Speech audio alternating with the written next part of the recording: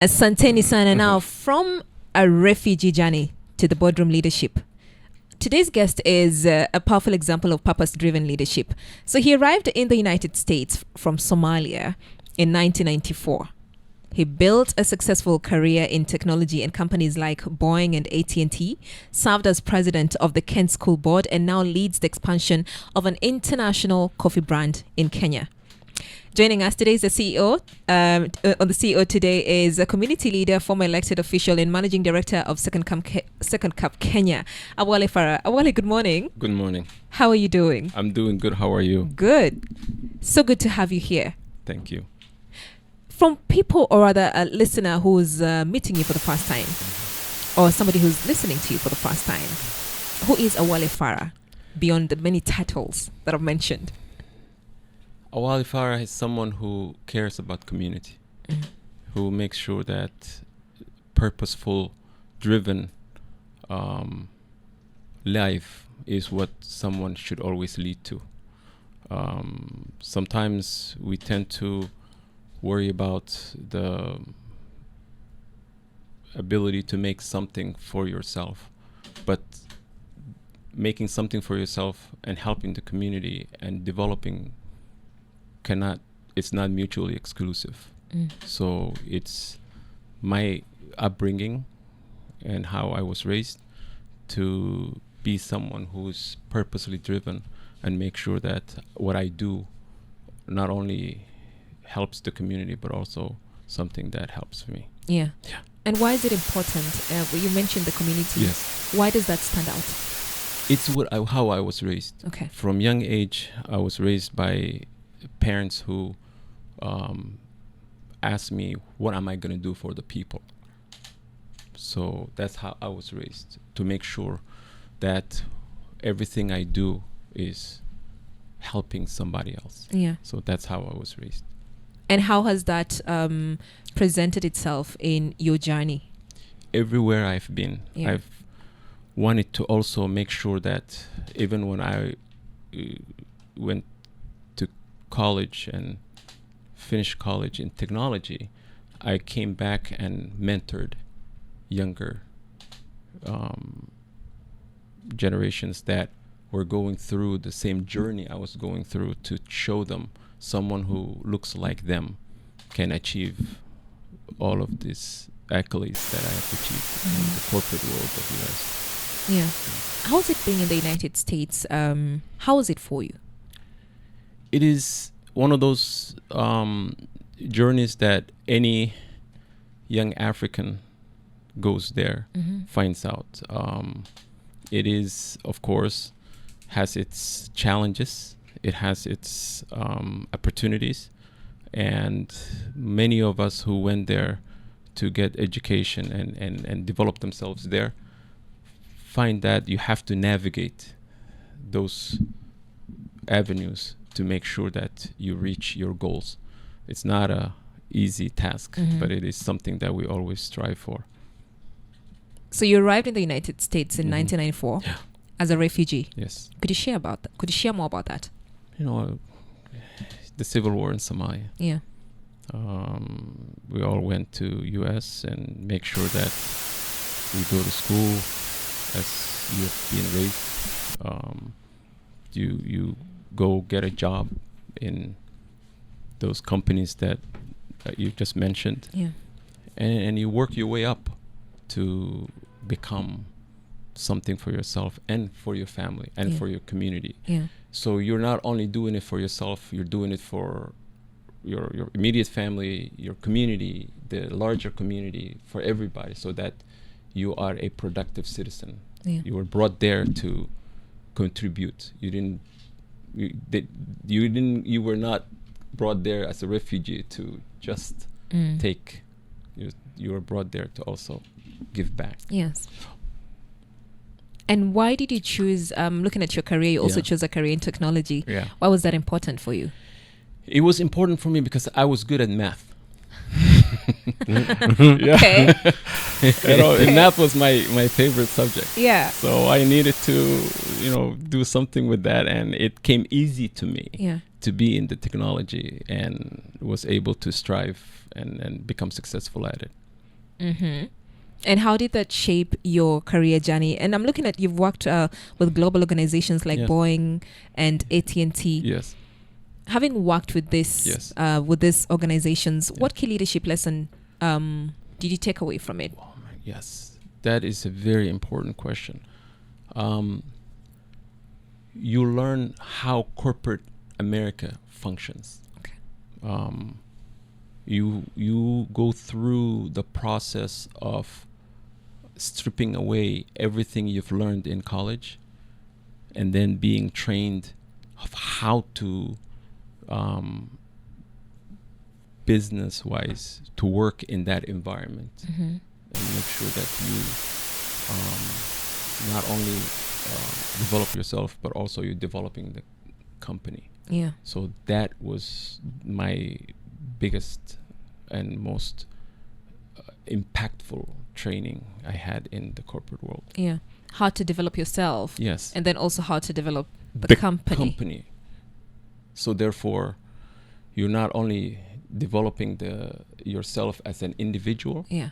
but you're also developing the company, as the company needs you to earn what you're getting paid for, Yeah. to make sure that you're somebody that is productive for the company. So they put you through training, Mm-hmm. management training, understanding the numbers, understanding, and this is besides the technology part.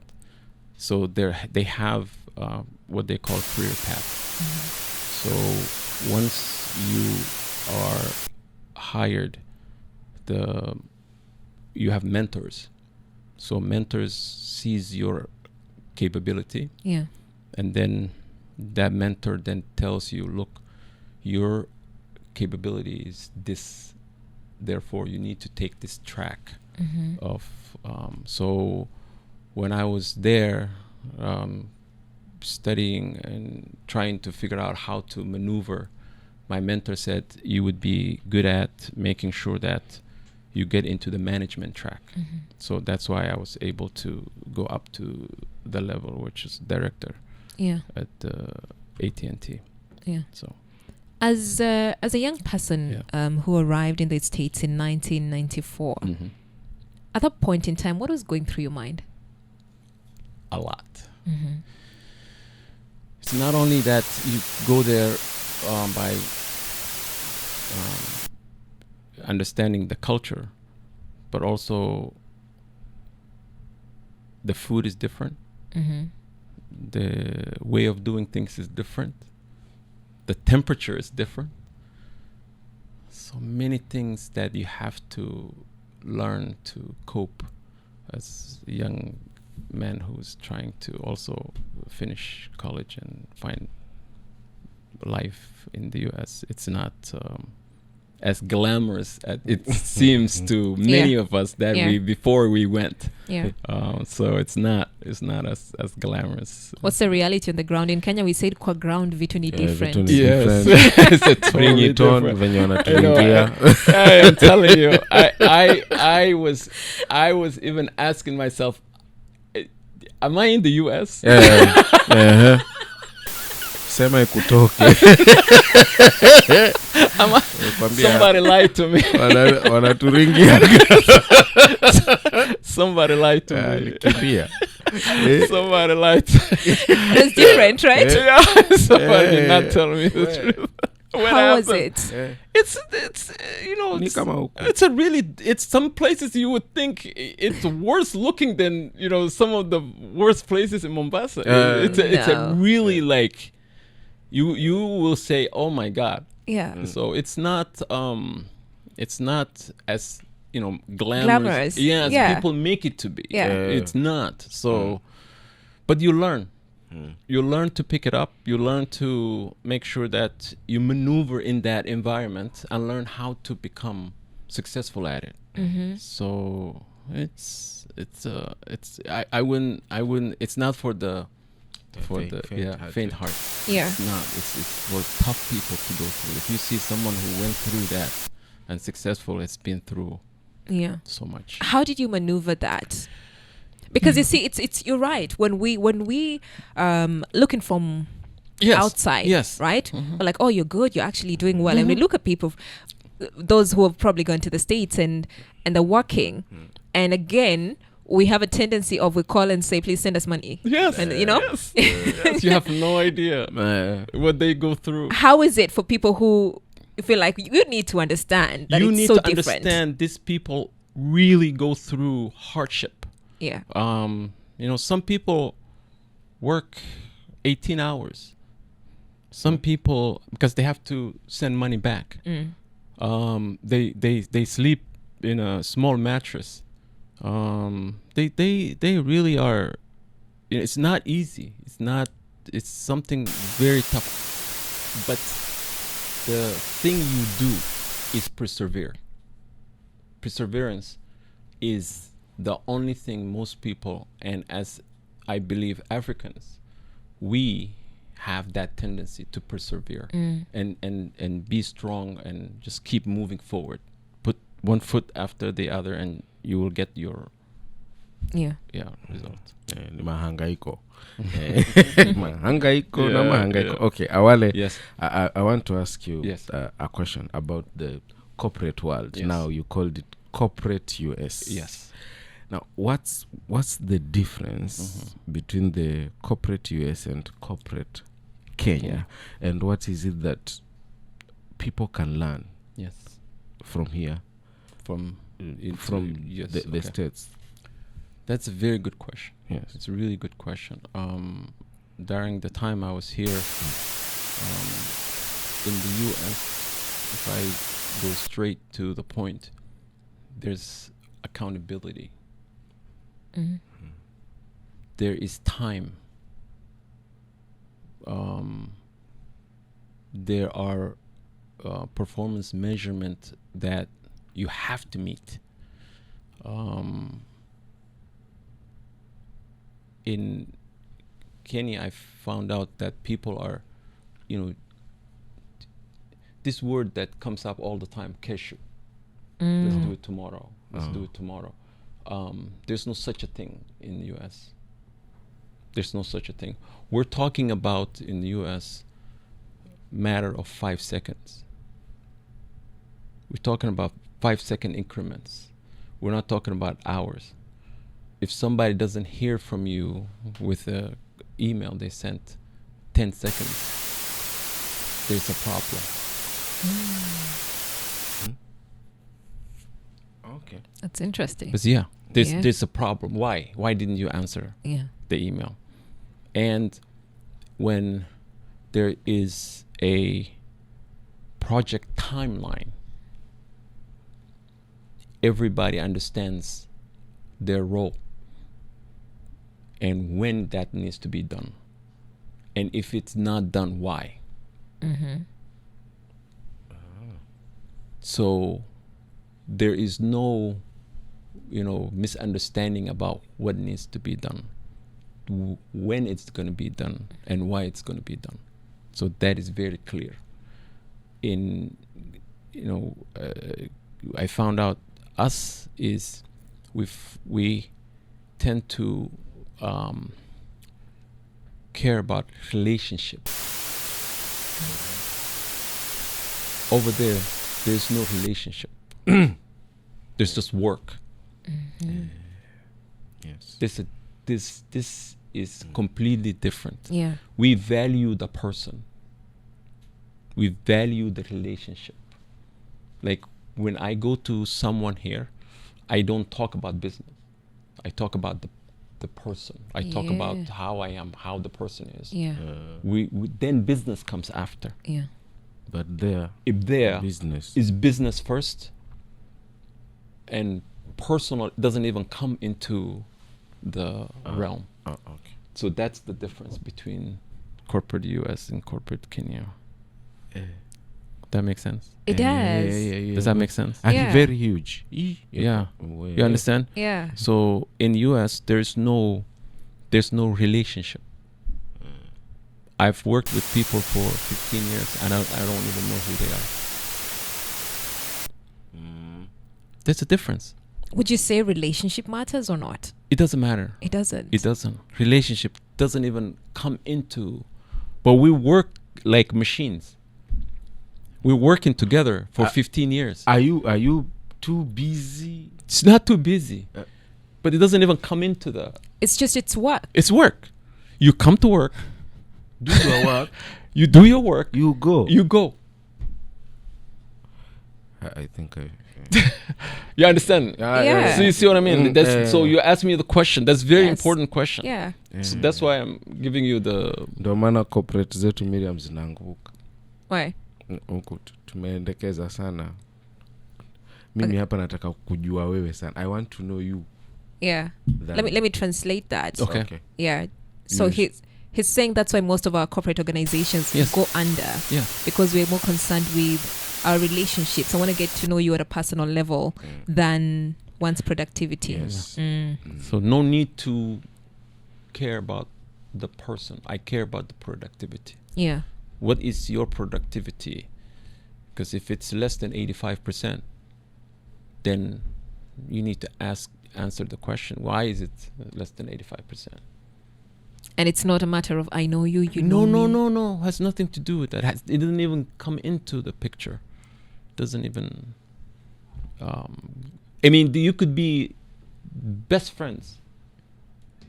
Like, you probably know their family. But when it comes to productivity... It is... This is what it is. Yes. And everybody understands that, so no one crosses that line. And how has that played out in how you lead? How I... Yes, how you lead. It because you're in that environment, so you have to lead in that environment. Yes. So everybody is accountable. Everybody has a boss. So when I'm leading people, I have to lead according to how my boss wants results. Yes. So every day I'm looking at my team and I'm seeing their productivity, and I'm gonna ask what happened. What's the variation? Yes. How come this not? Okay, so you've said you've been in Kenya. You were just speaking of, and you said you've been here for 1.5. Yes. 1.5 years. Yes. And you've also set up an enterprise as well. Yes. It's a franchise, or it's a franchise. It's a franchise, yes. Right? You've set up a franchise that is the Second Cup Kenya. Yes. Second Cup Kenya. Before I talk about what inspired you to bring this, how different is it with now working in the United States and now coming here, having understood corporate America and how we work? It's one of the reasons that I came back is because, that is extreme. And here is this, it's also, productivity is not there. How do we combine it? Yeah. How do we make it better? So one of the reasons I came back is because I wanted to bring that mentality back and get the younger generation to now understand you can have both. You can have a relationship, but also productivity matters. So therefore, the next generation is now gonna make a leap towards that direction. Yeah. A lot of people would say, you've been in the States for quite some time. Yes. And one would say, okay, just stay there, have your family, continue living. Yeah. Why did you feel the need to come and invest back home? That is like I said, I was raised in that environment. Yeah. From young age, from when I was a child. So it's always been in the back of my head, what am I going to do for my people? So that's why I decided that now I come back and invest, not only financially, but also career. I mean, how do I say, in terms of my mentality, because that is far more important than financial. My mindset can also develop a young entrepreneur to understand this is what corporate US is. How do you make that into one? Yeah. And why Second Cup? Second Cup it belongs to investors, and they wanted to expand to East Africa, and they needed somebody who could develop this franchise in East Africa. So we asked, we talked, and they said, would you be, and it's 4 of us who are the directors, and we've decided that we're gonna bring this brand into, it's an international brand, into Kenya, and see what happens. This is business, so you never know. It's not 100%. So yeah. No, it's not 100%. When you say you decided to bring the business into in Kenya, you chose Mombasa. Yes. Why Mombasa? Mombasa. And Salim asked. Yes, that's a very good question. Yes. 2 reasons. One, specifically Nyali. Mombasa, but Nyali. Exactly. Yes. 2 reasons. One, my partners are based in Nyali. Oh. Mm-hmm. So it made sense to start the first one in Nyali. Also, Second Cup did a demographic study and found that per capita income in Nyali is higher. And so therefore it would make sense to start the first one in Kenya, Nyali. The other reason is it would be something that I've never done food and beverage, and none of us done food and beverage, so it makes it easy to start in Mombasa, Nyali, and learn all of the things that we need to know about food and beverage. So therefore, when we go to Nairobi, it would be easier. So therefore, we can. So those 2 reasons. One, my partners are based in Nyali, and the other one is to learn about the business. Yeah. Okay. Now it looks like you are benchmarking for another one, which is to come. The good thing you've already mentioned it, Nairobi. Yes. So why benchmark, but you need to go to another city that is Nairobi? Very important, right? It's a very good question. So benchmark here in Mombasa and showcase what Second Cup is, introduce to Kenya what Second Cup is, but Nairobi is the capital, and Nairobi is where the larger population is, and more business is located in Nairobi. So, and Nairobi can absorb, because our plan is to open multiple locations in Kenya. So Nairobi can absorb more than 1 or 2. So therefore it makes sense. Does that answer the question? Does that answer the question? You've talked about your partners. Yes. And I still want to take you back to not building relationships, right? Yes. No. Yeah, you talked about not building relationships, and it's work. Yes. And then now you have partners that you're setting up this franchise with in Kenya. Yes. How did that come to be? How do you get to a point of, okay, fine, it's not just work. Let's now sit and get personal and build something together. Yeah. And the good thing was I've known one of the partners before. Okay. So it made it easy to sit down with them, and then we kind of got, I know this person, or I know this other person. So that's how 4 of us came about. So it made the journey easier because we've had relationship before the business.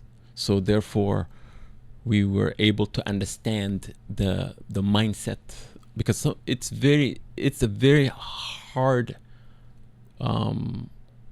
high pressure to do something like this. So you need to know what the person that you have partnered with, where their mindset is. So if the mindset is not aligned, it becomes very difficult to really make things the proper way.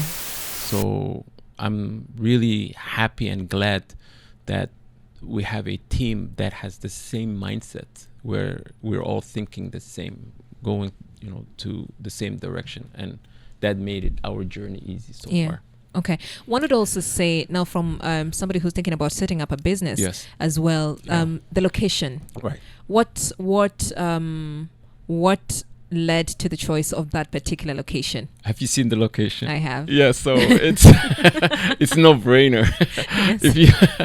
if you and the other thing also was, Second Cup, before they decide that we can open location, they have to also approve the location. So Second Cup came, they sent their team, they analyzed the location, they analyzed the area, then they approved it.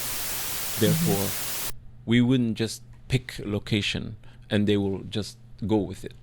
They have to come, they have to send a team, they have to do their, what they call site analysis. And that's what they did, is they did the site analysis, and then they said, yeah, this is good location, you guys can open.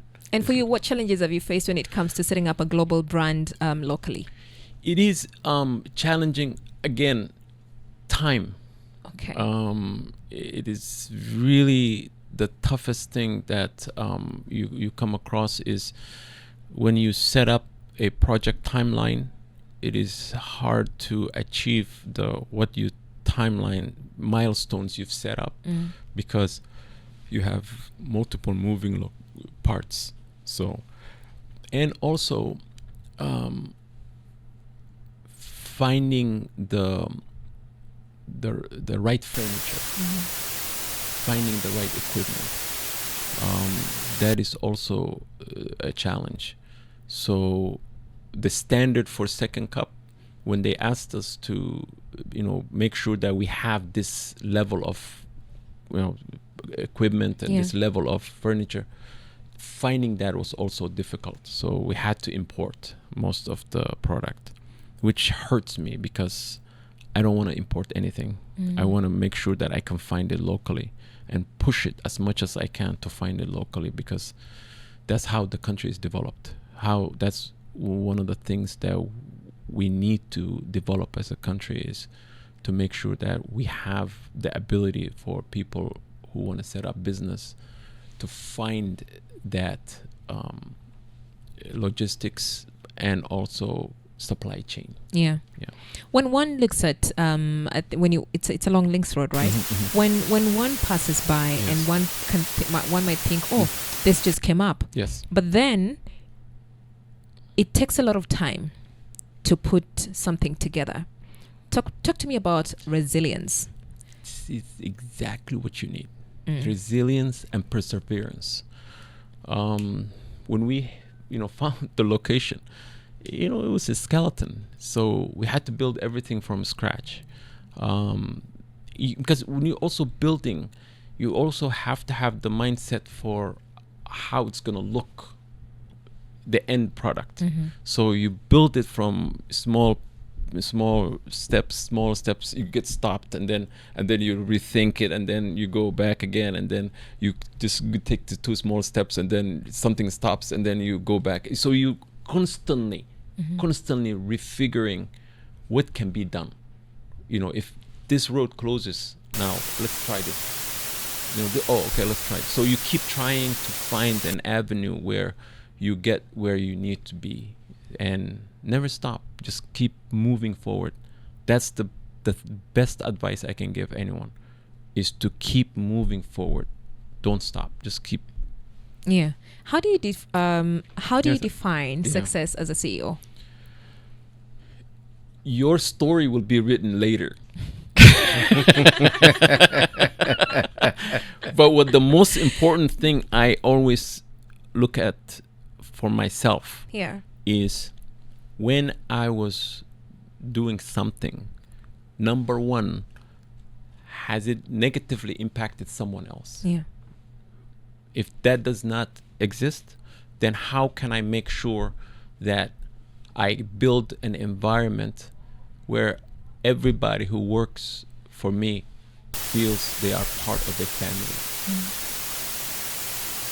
Not because you work for me, it doesn't mean that I only care about, you know, your productivity. I care about you as a human being. I care about you as a person. I care about your family. I care about everybody that is there to make sure that makes me successful. Because like I always look as when I am the owner or the person who's owns the business, who's the face of the business are my employees. They're the contact person that is every day facing the customer. How do I make sure that they know that somebody behind them cares about them and pushes them to be better? So that's many words. I didn't want to go that far. So how do you do that? I show them by you know, action, not just words. By action, you know, going there every day, asking them, how are you? Simple things like that.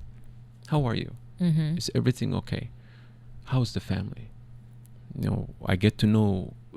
We've been open now a month, little under a month, and I know most of the employees. You know, how many kids they have, where they live. You know, how do I make sure they get home safe at night? So those are things that I find that will make you a better owner than just having them pay for salary and that's it. You don't care about what the person. So you found a way to integrate building relationships and at the same time work. Yeah, productivity. Because I'm also demanding more. On the other side, right? I'm also demanding them to perform. I'm pushing them to perform. I'm making that, you know, I'm looking at the metrics and I'm asking them, how dare you didn't receive this productivity level? But at the same time, you can care about the person. And make sure that they understand. This is not about, you know, pushing them to just push them for the sake of productivity, but pushing them to become a better person. So therefore, they are benefiting themselves and their families. What's a moment in your career that changed you? That's a very good question. The moment that, because when I went to college, my plan was just to work on, you know, design and build. I didn't care about, you know, the thing about, you know, management and all of that. But my mentor sat with me one day and said, look, I know you're technically able to do this, but he said, you would be better if you become in the management track, because I see you a person who likes to work with people and likes to make sure that everybody around you is successful. Because I used to just not only do my job, but I would go around and ask someone, hey, do you need any help? What can I do? What can I make sure that even when I couldn't find anything from my own department, I would go to other departments, because I'm there for 8 hours just to make things. I always extended myself, not because I wanted to also learn to develop personally. So, and then he saw all of that, so he goes, you need to be in this track. So that's the change that made who I am today. Okay, that's very good. And how would you I think you've said that as we're looking at Awale right now, what's next for you? Next is the second, building brand. We have to build this brand. You know, this is it for me. You know, this is what I want to do with now. So therefore, I want to make sure that we build this brand in Kenya and make it successful. That's very, very important to me. That's my focus right now. All right then. I think this one will be my last one. Go ahead.